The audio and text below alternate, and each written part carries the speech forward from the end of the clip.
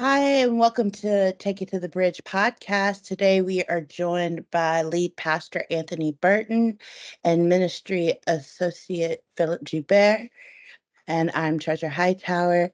Today we are glad to talk about our Freedom series, which is a focus on Exodus. Today we're talking about the call of Moses and his encounter with God at the burning bush and how that time has changed Moses' life post burning bush. Welcome, welcome, and I'll let Pastor Anthony take it away. Thank you, Treasure. Today, I'm missing my wingman, Dominique, but I do have with me Philip Joubert, who's our ministry associate, and very happy to have him with us. How are you doing today, sir? I'm doing great, man. I'm doing great. I got to go see a fun movie today. I saw a kids movie today, and I had a moment where I decided to I had to choose to not be a grown up in the movie because I was getting tired of all the product placement in the movie. I said, watch the movie. It's a kids movie. So yeah, I had a good time, man. I've had some good daddy daughter dates the last 2 days, so it's been good. Nice. I love kid movies, and Oh yeah. I am a connoisseur of them because I have so many children. This past Sunday at church, we had our fellowship Sunday. We kind of took a break from the Freedom series to just take the opportunity to fellowship and build relationships with each other. Give the people who set up for us every Sunday an opportunity to have a break and just to get to know each other a little better. Really enjoyed the time, had a lot of fun. But before this past week, as Treasure said, we were talking about the Freedom series, and in our last podcast that you were a part of, we sort of keyed in on God's holiness and how it played out in the scene of the burning bush with Moses. Uh, so let's just get it right into it. Let's have a conversation about this episode in Moses's life as well as holiness in the burning bush. So I've got a question for you. Have you ever encountered God's holiness? Yes, a few times actually. Like a Mhm. few notable times. Um, when I was in high school, I began to take my faith a lot more seriously. I'm one of those people that grew up in a Christian home, but Christian homes don't save people, and Christian homes don't make Christian kids. But I happened to actually legitimately meet Jesus as a child. I really did come to real faith when I was like 4. So I took faith very seriously the majority of my life. But when I started getting to high school, I started to realize how for lack of a better word, wishy-washy, lukewarm I had become. I tried to act like other people sometimes, be what they were, talk how they talked. And then I started to have conversations with a friend of mine about Jesus, as I often did. I talked about Jesus all the time anyway. And he was starting to take his faith very seriously. And so he began to be a part of a ministry. And I went to their small group one time. And while we were praying, it was like the presence of God hit the room. And we were just in an apartment. There was no fanfare. There was nothing, dramatic happening. But I remember going, I felt that Isaiah 6, I am a man of unclean lips. I dwell among a people of unclean lips. Just this massive sense of, oh, God is really as awesome as we've been saying he is, and I've been acting like he's not, and I'm feeling it now. And so I think the beauty though of that is that when that happened, when I look back, I had nothing from God that made me feel condemned. I just it was nothing about God that made me go, oh, I must be hated right now. If anything, I felt, oh, I'm very much so loved by this amazing, awesome God, and I need to take him more seriously because he's taking me seriously. You know what I mean? So that was, yeah, that's one of a few times. But yeah, in the presence of God, there have been a few times where I've felt just this awesome sense of wow, God is really as God as the Bible says he is. Yeah. Mm. So like when I think about it and consider it, um, the thing that comes to mind for me is encountering God's holiness always kind of like it puts me in my place, right? Mm. It helps me see who he is, and at the same time, it reveals to me who I am Mm. uh, in comparison, right? And so I can relate to Isaiah as well, like just woe is me. I'm a man of unclean lips amongst the people of unclean lips. Yeah. And I've had that encounter a couple of times in my life as well. How did how did that encounter how did it change you personally, specifically? There was a sense in which I realized my faith couldn't be just a series of ideas, and it couldn't be just a series of rules that I followed, but it had to be a walking out of what I believed in a way that would um, allow me also to walk in the power that comes with that belief. There was a desire that I had to experience more of that. I wanted to experience more of God's presence. I wanted to know, what does it look like when God shows up in various capacities among various cultures, and by God's grace, I've been able to experience some really cool things because of that. But there are times where I've experienced God in a way. I won't go into the last one that I'm thinking of right now, but I can tell you the end result of it was me laying down on my face, prostrate, and saying, God, if you ever give me a microphone again, I will tell people about Jesus. Like this conviction, the weight of conviction. And I know the Bible uses the term Shekinah to talk about the glory of God, talking about the weight of God. And there have been some times I really believe I have felt that. And it was transformative for me, which is something I would say when we talk about Moses. I think we don't always talk about the holiness of God as a transformative element of who God is.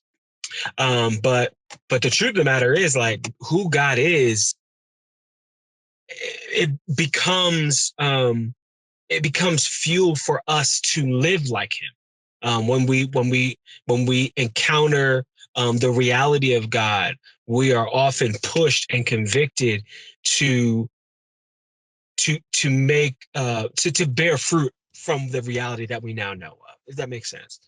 For sure. So the word says, "Be holy, for the Lord your God is holy."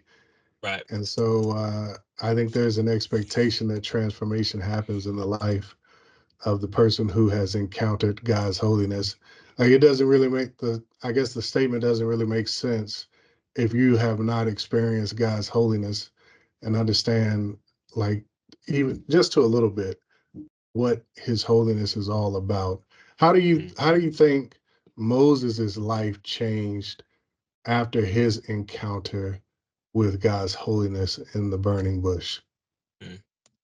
Uh, Well, I think over time you can see who Moses was and who Moses became post his encounter with God. Over time, you see a dramatic difference. So I don't necessarily think that, like, instantaneously. I am not of the belief that Moses immediately understood all of what was happening at the burning bush.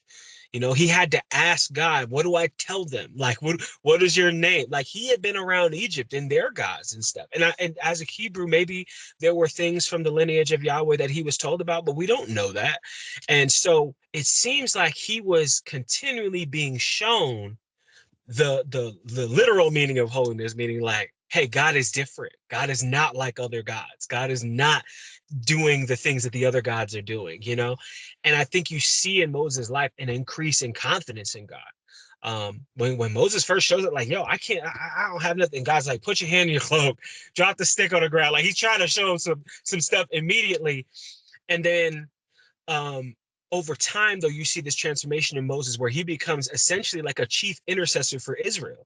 He becomes a person who is no longer necessarily afraid to step into the presence of God. He takes God's presence very serious, but it says by the end of his life, there was not another man like Moses who knew God face to face, who talked like God, like a friend talks to a friend. Like, there is a sense in which he realized this very, very, very different, very unique God is a God I must follow. And as he followed, his confidence increases, and you see the way he's walking out, and the way he's living, the way he talks, the way that he acts in the upkeeping of God's law. All this stuff is, like, totally different than the guy who was shook at the burning bush. So I think those are evidences of things that changed in his life over time. Why does it take like how can we encounter God's holiness and it still takes us so long to like figure out what that we should follow and we should do and we should trust. Moses saw his holiness, bowed his head, covered his eyes. He didn't want to see God's face. And then in the very next paragraph, he's doubting what the holy God is telling him to do. Right. And he has to go through this sort of transformative process of um, finding his way to being that intercessor for Israel, right? The salvation of Israel in a lot of ways. Even in my own life, I've encountered God personally, and I still find it uh, where I've got to go through the process. I've got to transform. I've got to be made like Him. I've got to grow in my faith, grow to trust Him. Why is it that human beings just can't seem to immediately like just give in, just go for it? Mm. I don't think I can venture to answer that exactly, but my theory is that God seems to choose to partner with us in accomplishing his will in the world. It seems to be that God intentionally allows us to maintain agency and to maintain will to a degree and to maintain thoughts and emotions, and that he chooses to work through our obedience, through our trust. And I think because of sin and the distortion that sin has created in the world, we have a difficulty trusting God because we have a difficulty knowing God. We have distortion in how God is meant to be known. If we go back to the inception of how people are supposed to have engaged with God, there's not really supposed to be anything between God and us. But there's this sin thing that's here that's fogging up everything that should be clear about God. And so I think that's part of the issue, is that um, God allows the sanctification process for the blinders to get continually cleared. But that's a process we have to choose to walk in, and we have to be consistent, and we have to we gain confidence in God as we see God work, right? But we don't just start off immediately trusting, because we've just been too distorted by the power of sin and by the confusion that comes with that part of us that goes, "My will be done," all the time. You know what I mean? I think that part is wrestling with God. So even though, because there's so many times this happens in the Bible where God does something very incredible, and you see immediately people don't act right. Like immediately. Transfiguration, Jesus shows himself, and we're like, "Oh my gosh, this is divine Jesus." And Peter's like, "We should make tabernacles for you and Moses." Like it's like, what are you talking about? He's bugging out. That's what's happening. He's not fully aware, you know. And even in Acts, when Jesus has resurrected and shown himself to over 500 people, and all this amazing stuff is happening, they're still asking him, "Hey, are you going to bring the kingdom back to Israel?" Like they're still thinking politically. So I don't think God just immediately, in the amazing things that he does, immediately cause us to lose all of our sense of self. I think that we have weaknesses that we have to learn to submit to him. So that's my thing. I think it seems to me that that's the process God chooses to allow. I don't have any other answer other than God allows that, because I don't think it's beyond God to just choose to give us different emotions, right? But I think the gift of the Spirit comes in our trust, and we start to increase in the desire to think like him over time as the Spirit's working in us. Well, you mentioned sanctification, and to be clear, like sanctification is the process of us being made holy, being made Right. like God. And it is something that I believe God like works in us, through us, and with us. With All right. So the Bible tells us to work out our own salvation with fear and trembling, for it is God who works both in you to will and to work His good pleasure. And so it is God working through us. It's God working with us. There's a work that we have to be willing to participate and walk in. We've got to be willing to put on Christ, right? Walk in Christ, walk in the Spirit, and do the things that God has called us to do in faith. And yet, like you just got to go through this process. And I don't know why God has chosen to do it this way.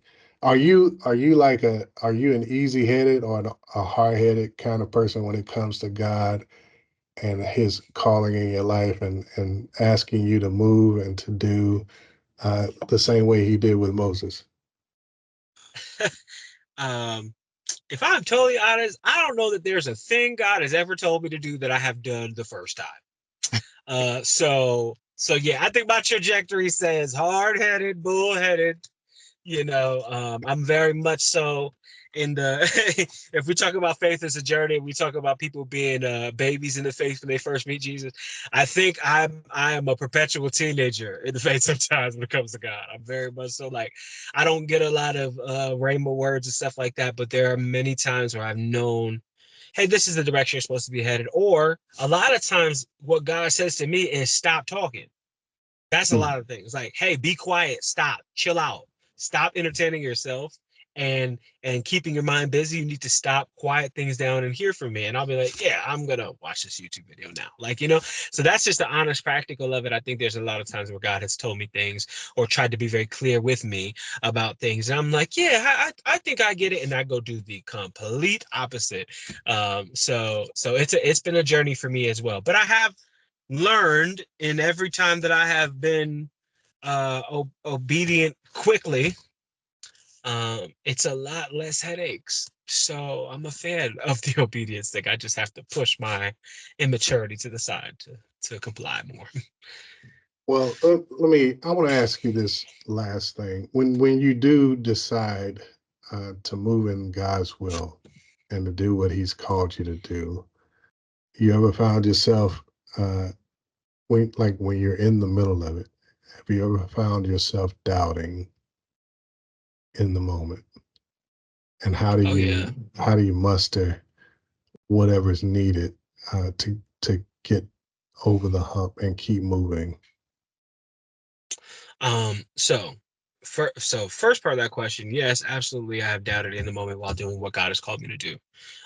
There are major choices that I've made that in the moment I know, or as I made the choice, I knew it was what God wanted me to do, but I was shook, like just totally, just not confident. Like I don't, and that's how I've learned that God will work despite your confidence. I'm not one of those people that tells you if you just muster up enough faith, anything. Well, sometimes, and sometimes God just does a miracle outside of your faith. Like sometimes God's not bound by my emotions, right?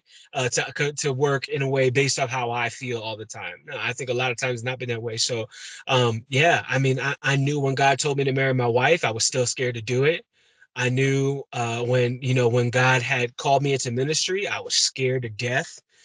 Scared to death. I never wanted to preach. I never wanted to be a worship leader.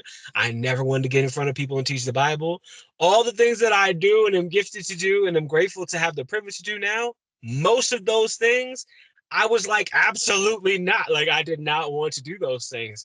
But God has a way of getting you to say yes. And I think and I've had to learn over time that, and this is getting into the second part of your question. I've had to learn over time that saying yes to God is still safer than saying no and trying to do what I want to do. I've had to learn that what God wants from me is safer still. That to be in God's will is a safer place than to be in what I want to do. And so even like right now, there's a lot of stuff in my life that looks like very limbo right now. It looks very who knows what's going where. But there's a sense in which I've had to go, okay, God, I think this is you telling me trust you. I don't think I can do this how I want to do it. And I've learned what happens when I try to do it my way. But the other part of it that I would say that helps me when I'm in those doubting places is the community of other believers who know God and can encourage me. Namely, in my household, a lot of times that's my wife. A lot of times I'm scared to do something, or I go, this thing that we both agreed God said do this, and we both agreed that this was what God was leading us. And then I got in it and I got scared. And she'll be like, babe, we said, like, we knew, that she will confirm that. And sometimes you need other believers in your life. I think friends, family, people who know Jesus, people who've been walking with Jesus and are wise, not just talking, but who are actually wise. They will provide sometimes for you necessary encouragement, just being outside and objective a little bit more, and they can just kind of help steer you to paying attention to God. Those are what good believing friends tend to do anyway. So. I've got several areas in my life currently where I believe God has led me to go. And I believe and feel as though I have like laid it all on the line. Like it's like taking a gamble and putting your chips all in on the table. And when I sit and I think about it, like fear can like just very easily overcome, and have to take a moment to remember what God has called me to do. I love the encouragement from people like my wife, even hearing your story, as others, and as well as others, to just know that even in the midst of just really difficult moments, when I consider the life, one of the things I'm going to talk about Sunday is when I consider the life of Moses, I can only imagine how scared it must have been, the thought of going back to Egypt. And not only going back to Egypt, but facing Pharaoh and facing these people that you fled from at one point. Like just the thought of that would fill me with excuses to say, Lord, find somebody else. And I can even imagine, there are times in the scriptures where Moses is like, God, these are your people. Like you need to straighten them out. He's tired. He he's given up everything. He's gone in the way that God has called him to go. Things don't seem to be going the way that he anticipated them going. Things are not turning out the way that he might have thought that they were supposed to turn out. It can it can weigh heavy and make you like just want to change your mind and go back where you came from and not pursue this thing anymore. And so I just believe that we need as much encouragement as possible. We need to stay in the word. We got to stay close to God. We got to we have to continually ask God for the reminder that he is the one who has called and moved us into action in whatever area of life he's called us to. And so I just I thank you for your story. I thank you for the words of encouragement that you have in terms of your own life and calling, and things that you look to and do to move beyond, even when things get hard, and you know that God has called you to that place. You got anything else you want to add to the conversation? No, I would just encourage people continue to read through the life of Moses. Like we're going to be, going through the book of Exodus as a church. But I would encourage you, if you're getting a lot out of Exodus, keep going. Read into Leviticus and Numbers and Deuteronomy as well. Because Moses' life is very complex, and the life of Israel, especially early Israel, is very complex. But there's some beautifully human moments captured in the story of the life of Moses. Moses' failures I find very encouraging for me, because it reminds me that even some of the most used of God people, amazing prophetic people, are also sometimes screwing up, just like I do. And so I am encouraged by those things. And also, the scripture tells us that the lessons that we have from that time are there for us to learn from. And so there's a lot that if you continue in the narrative, you continue to just watch Moses' life, you see God being true to his promises, and it's encouraging, I find, um, especially as somebody who often feels like, oh, at this point in my life I should be here, and at this point in my life I should be here, and at this point in my life I should do this. The life of Moses is all over the place. It's not, a straight shot to the top. It doesn't work that way, and yet this is a person who he's in the top 5 of Israel's history, and so that is what I would encourage people to do. Don't just take our word for it. Don't just take the things that we're saying, from the scriptures and go, yeah, well, that's it. No, no, no. Go read the Bible for yourself. Ask questions. Read. Take your time because there's a lot in it for all of us. For sure. Thank you. I appreciate you both. I would love for us to dive deeper into how Moses's life changes, kind of parallels with ours as we move forward. Um, this has been a great conversation. Philip, what do you have going on? How can we reach out to you? Uh, yeah, I'm just staying busy. I'll be leading worship in a couple places in Knoxville over the next couple months, and working on some music with my friends at Common Hymnal, and also gearing up to release a live project within the year. So there's a lot going on. But in the meantime, the bigger thing is I'm home. I'm with my family over the summer, and we're trying to make some core memories. So, yeah, anyone who's looking for me, you can just follow me, Philip Joubert, PhillipJoubert. It's all pretty much the same everywhere on social media. And Pastor, I don't think I've ever asked, but do you have any social media that people can follow you on? I'm on Facebook and Instagram and Twitter, but like I'm not really on it. So man, you can follow Bridge Church on Facebook and YouTube and get enough of me there. Perfect. All right. And you can always subscribe to Bridge Knox on Spotify, YouTube. We have live services streaming on YouTube as well. So we look forward to hearing your comments, hearing what you have to say about today's content. And we hope you have a blessed week. And then until next time, be blessed.